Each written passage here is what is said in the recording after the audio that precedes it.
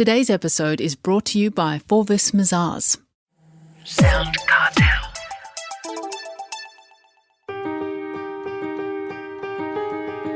From SoundCartel, I'm Nicole Goodman, and this is Business Essentials Daily.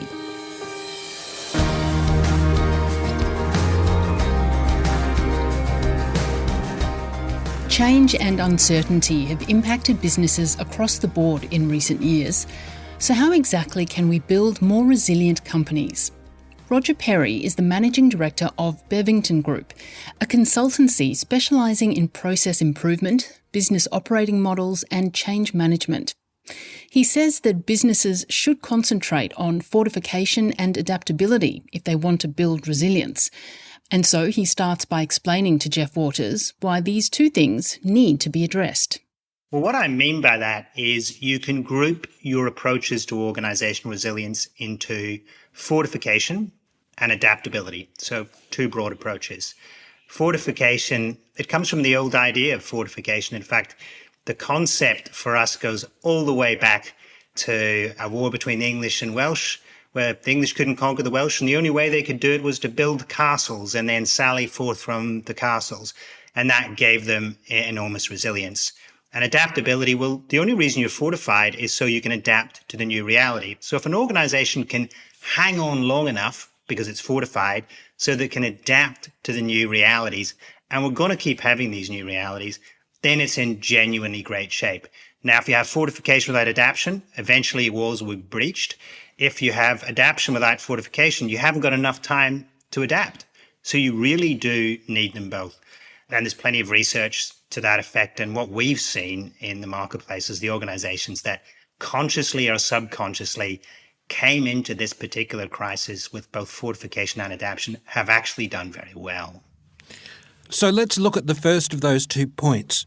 How does a business build one of these forts to fight the Welsh? Yeah, so the way you build these forts is probably 3 or 4-fold. The most common one is money. Have you got something in the kitty? Now, not everyone can do this, but if you've got reserves, keep them, always have them. If you've got spares, keep them, always have them. Now, when I say spares versus reserves, now, if you've got cash, brilliant. If you've got lines of lending opportunity, brilliant. If you've got a lender of last resort, brilliant. Actually spend time to make sure that you've got them. That is fortification. Another type of fortification is a different type of reserve, which is you've got the ability to access people that are effectively on the bench. And this might be a partner. It might be a partner company that can come and help you if you're basically under assault by circumstances, whatever that might be. But it's not the only way you can fortify. You can also fortify, for example, in your organizational structure so that you're legally protected. So one arm of the business is forced into receivership or liquidation for whatever purposes. It doesn't bring down everybody else. And you can also fortify by having reserves in terms of a BCP plan, so a business continuity plan. In other words, let's say, for example, one of your offices is knocked out. You've got another office or another warehouse from which you can do business. And you've got a contractual ability to do that, even if you don't own that particular facility. So fortification is you don't know exactly what's coming, but you know it might take out your money. It might take out your warehouse, or it might take out your office, or it might take out some of your staff, or it might switch your customers out. So you've got different ways of managing the business.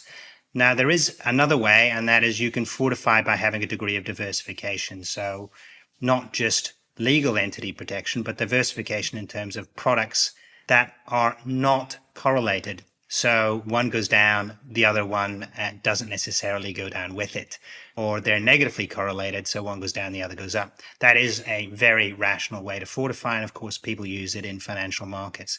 So they're financial, they're legal, they're partnership-based, so you can access resources that are physical and people if something goes wrong.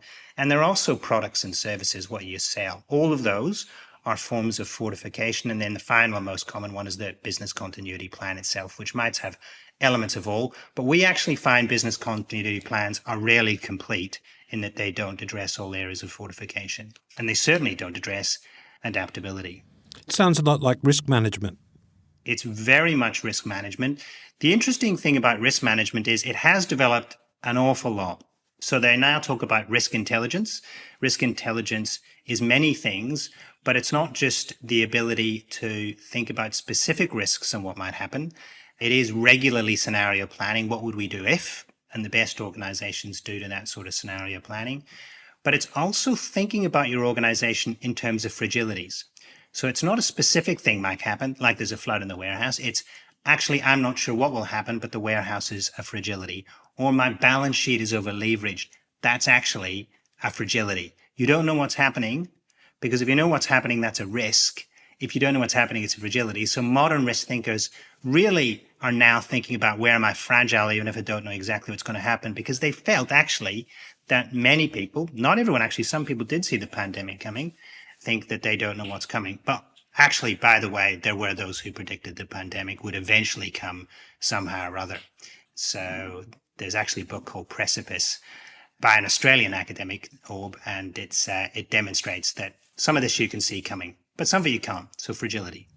So that's fortification we've looked at. Now, how can a business owner achieve organisational adaptability?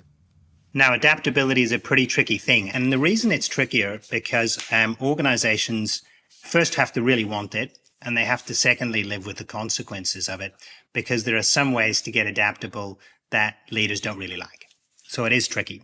First of all, you have to want it. You have to say, yeah, we know that we really need to be more adaptable in a crisis, or more adaptable to respond to a competitor move, or more adaptable to happen to something our banks told us, whatever it happens to be. So the first thing is leadership models. Command and control leadership models where someone tells someone, and that someone is not thinking when they execute what they do, are inherently non-adaptable. And the main reason is your leadership then becomes a bottleneck for everything that's going on, and too much can be going on at once, and they can get cognitive overload. There are better models of leadership, and they're often called mission-directed models. And these are models when what you actually do is you teach staff how to make decisions, and you put control much more with the frontline staff, but only after you've taught them the principles and guidelines for making decisions. So they'll make a decision as if you were there, but you don't have to be there. And that's called mission command or mission thinking systems. They were originally used in a military context, then they were used in emergency services, then hospitals, manufacturing. So that team-based mission command system is incredibly valuable and incredibly good for getting people to adapt. Now, why is it so valuable? It's invaluable because of information flows. Different geographies and different locations have different problems, and you want people in that geography to solve the problem. And that leads you to the other piece about adaptability, is some degree of controlled decentralization of decision making. I do mean controlled. It's not chaos. You do need guidelines and you do need principles. Is incredibly useful for adaptation. And so if you've got a little bit of local control in your model, if not a lot, you'll be much more adaptable. The other things is to bear in mind that what doesn't kill you makes you stronger, Nietzsche said. Now, Taleb, in his book about anti-fragility, basically says, well, if you stress the entity, or you stress the human being, or you stress the animal, and you give it time to rest, you got to have the rest, you can get stronger. So if you can actually get your organization to practice many crises, you'll find that the adaptability muscles will get better. But unfortunately, what often happens, and we found this after many disasters, is that actually we forget the lessons of adaptability after the crisis is over. So in this particular crisis, in a lot of organizations, silos are broken down, people have collaborated, and it's been wonderful. We found the same, for example, when we were involved in post-earthquake work in Christchurch. There's an immediate sense of let's all get in this together, but in the return to normal, the silos come back into place, and those silos, that org design that separates people with actually slightly different objectives, is a non-adaptable strategy. But so if you can introduce some stress into the system, that'll actually get you not just better at working across silo, but it'll probably get you to think about changing your org structures. And there are a whole bunch of org designs now available that don't rely on that functional model. And it's not that functional models are bad, but they can introduce degrees of poor adaptation if you're not careful on how you implement them. That was Roger Perry, Managing Director at Bevington Group.